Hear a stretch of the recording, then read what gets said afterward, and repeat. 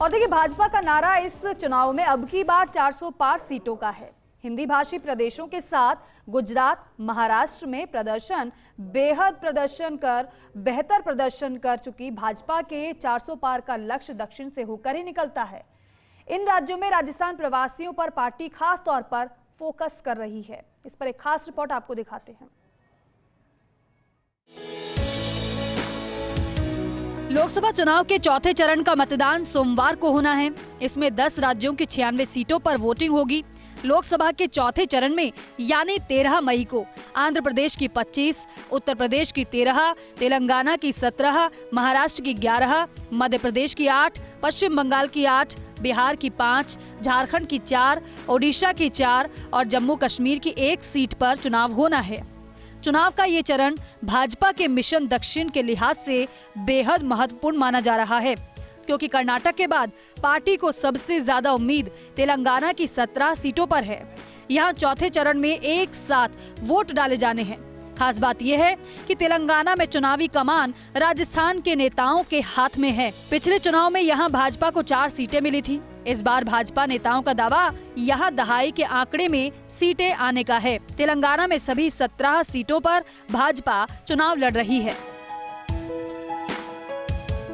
चौथे चरण में 10 राज्यों की 96 सीटों पर होगी वोटिंग। दक्षिण में भाजपा की सबसे ज्यादा उम्मीद वाली सीटों पर वोटिंग।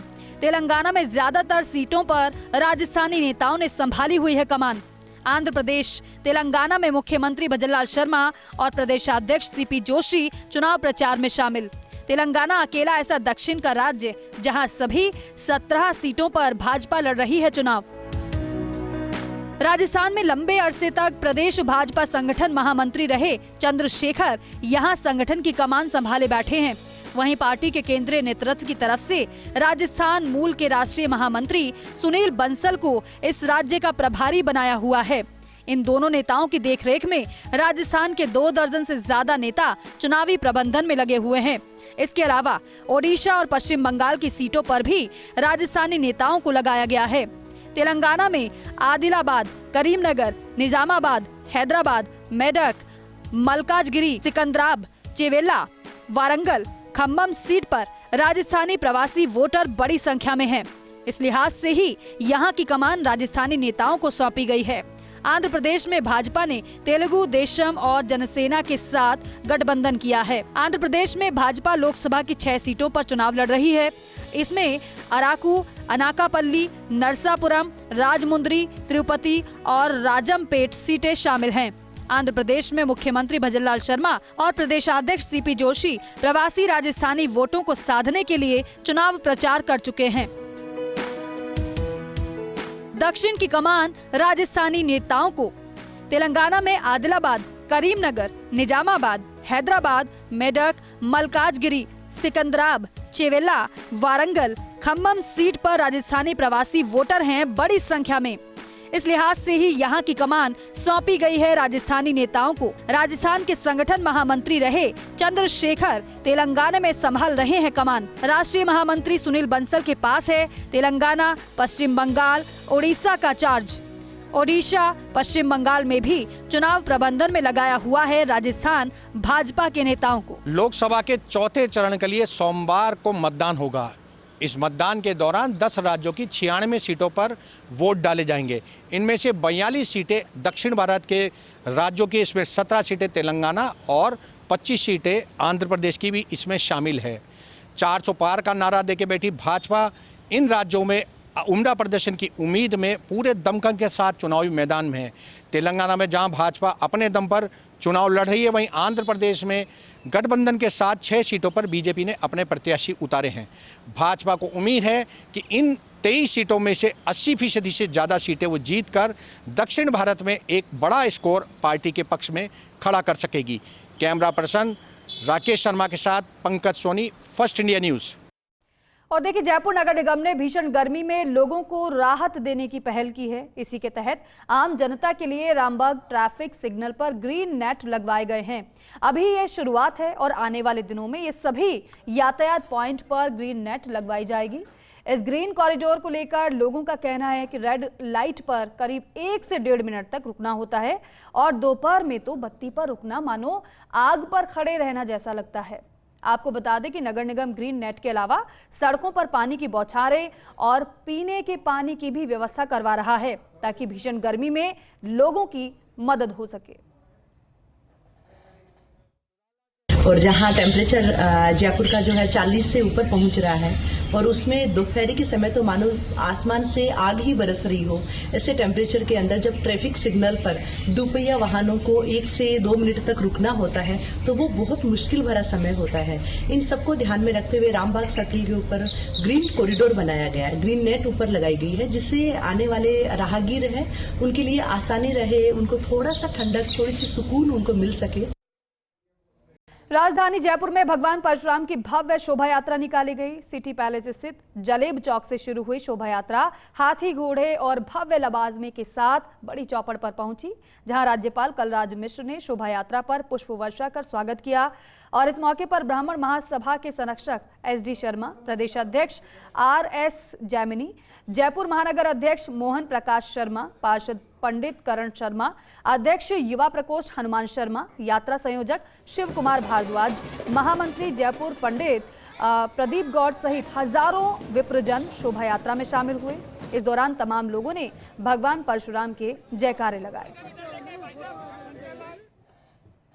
परशुराम जयंती कल राजस्थान सहित पूरे भारतवर्ष में मनाई गई और उसी के तत्वाधान में आज ये रथ यात्रा जो जलेबी चौक सिटी पैलेस से शुरू होकर के छोटी चौपड़ तक पहुंचेगी। हमारे साथ मौजूद हैं विधायक हवा महल महाराज श्री, तो बात करना चाहेंगे इस मौके पे, क्या कहेंगे?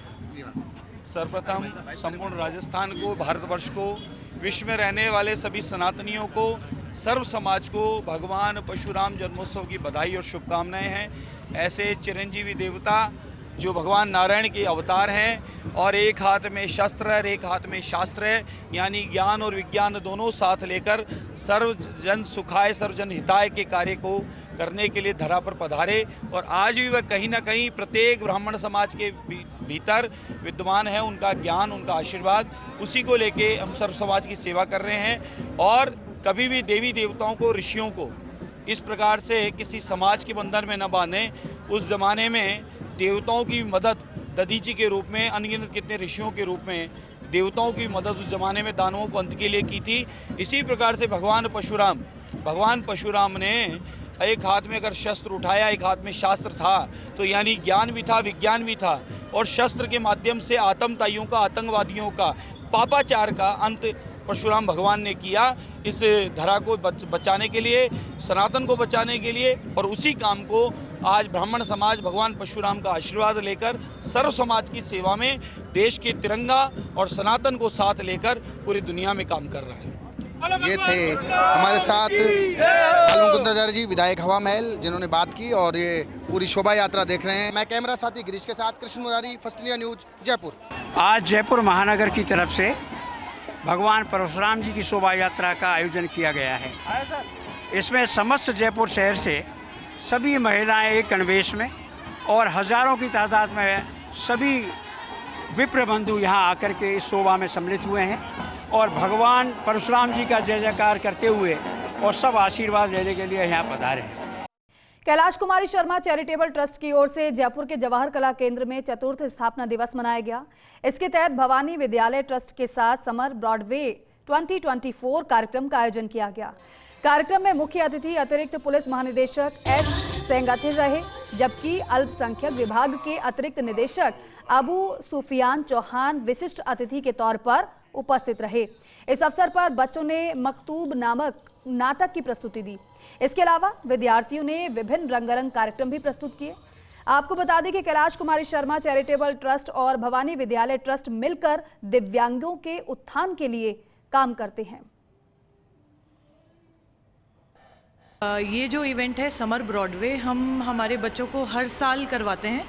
तो इसमें उनको हर साल नई चीज़ें सीखने का मौका मिलता है और वो फिर एक अपनी जो भी उन्होंने इस 1.5 महीने के दौरान सीखा है वो यहाँ पे फिर अपना प्रेजेंटेशन देंगे। इन लोगों को थिएटर का कॉन्फिडेंस नहीं रहता है, स्पीच इश्यूज़ हैं, तो उसी वजह से हम इनका कॉन्फिडेंस बूस्ट अप करने के लिए, उनका पर्सनालिटी डेवलपमेंट एनहांस करने के लिए, so we cater this kind of activities every year for them. जैसे कुकस एरिया में काफ़ी बच्चे हैं जिनके पास पैसे नहीं है ITI जाने के लिए, तो मैं चाह रही हूँ कि वहाँ एक वोकेशनल सेंटर में सेट कर लूँ जहाँ इलेक्ट्रिशियंस, प्लम्बर्स, पेंटर्स, इन सबको मैं फ्री ट्रेनिंग दूँ और आगे इनको मदद करूँ। आगे एक सारे कुकर्स के होटल्स का एक एसोसिएशन बना के वहाँ इनको नौकरी मिल जाए ताकि they can support their family. और जयपुर के राजस्थान इंटरनेशनल सेंटर में सवाई मानसिंह अस्पताल के अस्थि रोग विभाग, जयपुर औद्योगिक society, Jaipur hand surgeon society की ओर से व्याख्यान कार्यक्रम का आयोजन किया गया, जिसमें वरिष्ठ hand surgeon doctor VK Pandey और डॉक्टर भास्करंद कुमार ने अपने विचार को व्यक्त किया। आपको बता दें कि डॉक्टर VK पांडे को 1980 में SMS अस्पताल में पहली हैंड सर्जरी यूनिट गठित करने का श्रेय प्राप्त है। डॉक्टर VK पांडे ने व्याख्यान में कहा है कि इस यूनिट की ओर से हाथ की चोट का सफल इलाज किया जाता है। ये यूनिट मरीजों को बेहतर और उचित उपचार प्रदान करती है। चोटिल हाथ का उपचार करने वाले इस यूनिट की शुरुआत करने वाले डॉक्टर VK पांडे आज भी अस्थि रोग विभाग में कार्यरत हैं। अपनी सेवाओं के जरिए डॉक्टर पांडे राजस्थान और पड़ोसी राज्यों के मरीजों का उपचार कर उन्हें राहत प्रदान कर रहे हैं। डिफॉर्मिटी करेक्शन का बेसिक कोर्स रखा है, जिसमें ऑल ओवर कंट्री 52 डेलीगेट्स आए हैं और ये सारा का सारा प्लानिंग को लेके है।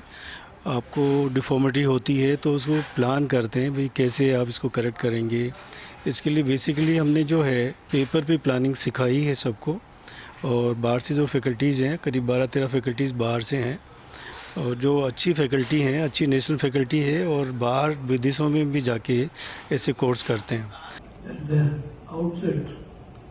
Let me thank Dr. Bhaskaran Kumar for such an erudite, elaborate, beautiful lecture that he gave this evening, which we all heard. I thank the organizers, Dr. Purnima Bhatti, Dr. Degisar, Dr. Ramesh Agarwal, Dr. R.C. Bansiwal, Dr. Haral Daima, Dr. S.L. Sharma, Dr. Ashish Sharma, Dr. Anup Jurani, C.S. Chaturvedi, Dr. Amit Vyas, Vineet Arora, Narendra Saini, GOS Committee, Dr. Jayan Singh, Dr. Neeraj Agarwal, Dr. Rahul Khatta, and many more in the audience, and many more who could come but are there with me. Jaipur के गांधी पथ पर स्थित शांति juniors में act 2 action alumni meet 2024 का आयोजन हुआ। कार्यक्रम में स्टूडेंट्स को छोटी उम्र में मुकाम हासिल करने पर सम्मानित किया गया। साथ ही एक्ट 2 एक्शन और शांति जूनियर्स की ओर से जयपुर समर कैंप के आयोजन की भी घोषणा की गई। इस समर कैंप में शहर के बच्चों को लाइफ स्किल्स, पर्सनैलिटी डेवलपमेंट पर ट्रेनिंग के साथ साथ कला के विभिन्न पहलू भी सिखाए जाएंगे। कृतेश अग्रवाल ने बताया है कि ये समर कैंप 19 मई से 1 जून तक जयपुर के 6 अलग अलग सेंटर्स पर आयोजित होगा, जहां बच्चों को एक ही छत के नीचे art, culture, acting, reading, listening, yoga सहित माइंड और सोल के डेवलपमेंट के लिए विभिन्न एक्टिविटीज करवाई जाएगी। इस समर कैंप में भरत मुनि के नाट्य शास्त्र के जो नियम हैं, जो मूल्य हैं, वो सिखाए जाएंगे बच्चों को, जो उनके रोज़मर्रा के जीवन में, चाहे वो उनके आंगिक अभिनय में बॉडी लैंग्वेज पे हो, चाहे वो उनके वाचिक अभिनय बोलचाल की भाषा में हो, और उनके पूरे जीवन के गतिविधियों में उनके बहुत काम आएंगे। साथ ही साथ हम उनको, हर बच्चे का शूटिंग होगी, उनकी वीडियोस और फोटोज़ होंगी, जिससे उनको कैमरे के साथ कॉन्फिडेंस रहे। हम लोग भी यहाँ स्कूल में बच्चों की ट्रेडिशनल वैल्यूज़ और डिफरेंट जो भी अपने रिलीजियस वैल्यूज़ होती है उन पे वर्क करना चाहते हैं। That's why we are collaborating with act 2 action, and ये समर कैंप हमने ऑर्गेनाइज़ किया है। मैंने इसके पहले भी काफ़ी सारे समर कैंप्स वगैरह में सब में पार्टिसिपेट किया है, पर अब जो आ रहा है वो है एकदम नया।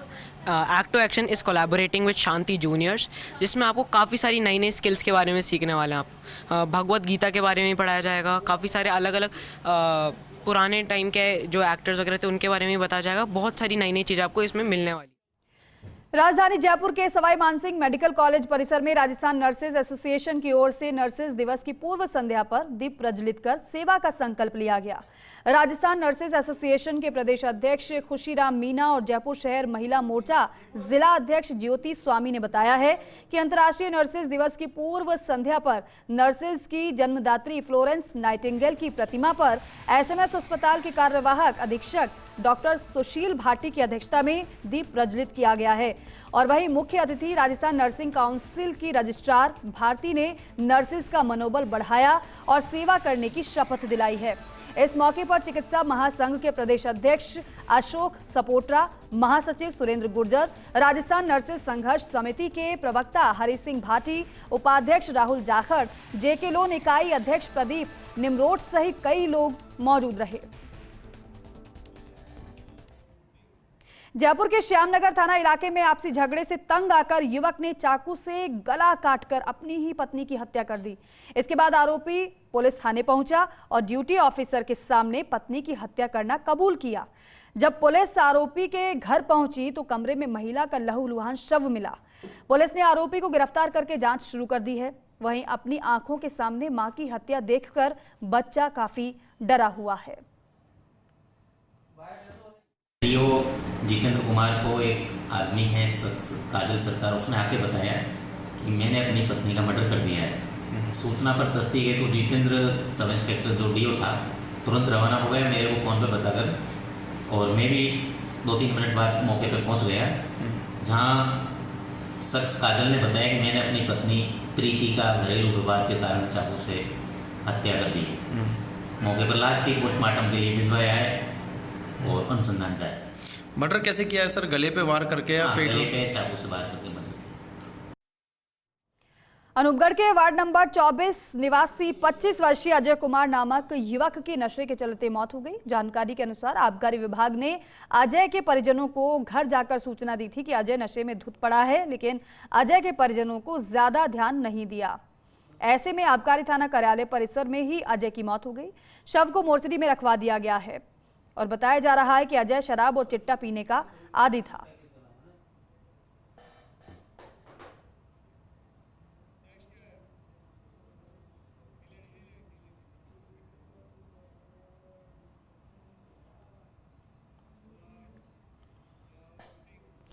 झालावाड़ में मनोहर थाना क्षेत्र के बीनागंज रोड पर एक ट्रैक्टर असंतुलित होकर पलट गया। हादसे में करीब 16 महिलाएं घायल हो गई हैं। सभी घायलों को मनोहर थाना स्वास्थ्य केंद्र लाया गया। जानकारी के अनुसार मध्य प्रदेश के जामनेर थाना क्षेत्र के धपरेई निवासी ये लोग कामखेड़ा बालाजी धाम पर भंडारा लेकर आए थे, जहां पूजा अर्चना के बाद 7 ट्रैक्टर में सवार होकर वापस अपने गाँव जा रहे थे। और वहीं एक ट्रैक्टर में बैठी महिलाओं को नींद की झपकियां आने लगी और गिरने जैसी स्थिति हुई तो ट्रैक्टर चालक ने उन्हें संभालने का प्रयास किया। ऐसे में लाडपुरिया के पास ट्रैक्टर असंतुलित होकर पलट गया। सूचना के बाद मनोहर थाना पुलिस मौके पर पहुंची, घटना की जानकारी ली। रिटायर कर्मचारी को वार्षिक वेतन वृद्धि का लाभ नहीं देने का प्रकरण है। अदालती आदेश के बाद भी वार्षिक वेतन वृद्धि का लाभ नहीं देने का मामला है। मामले में हाईकोर्ट ने एसीएस राजस्व और राजस्व मंडल के रजिस्ट्रार सहित अन्य संबंधित अफसरों को अवमानना नोटिस जारी कर दिया है और नोटिस जारी कर जवाब तलब किया गया है। जस्टिस अवनीश झिंगन और जस्टिस भुवन गोयल की खंडपीठ ने आदेश दिए हैं। याचिकाकर्ता आरसी गुप्ता की याचिका पर नोटिस जारी कर जवाब तलब किया गया है।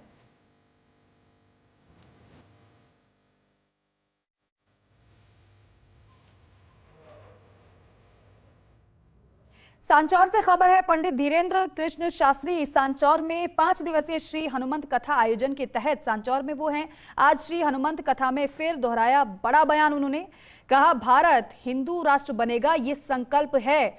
संविधान में 125 बार संशोधन हुए, हिंदू राष्ट्र के नाम पर एक बार फिर सही। कल प्रेस कॉन्फ्रेंस में भी हिंदू राष्ट्र पर दिया था उन्होंने बड़ा बयान। कल सांचौर में पंडित धीरेन्द्र कृष्ण शास्त्री का लगेगा दिव्य दरबार।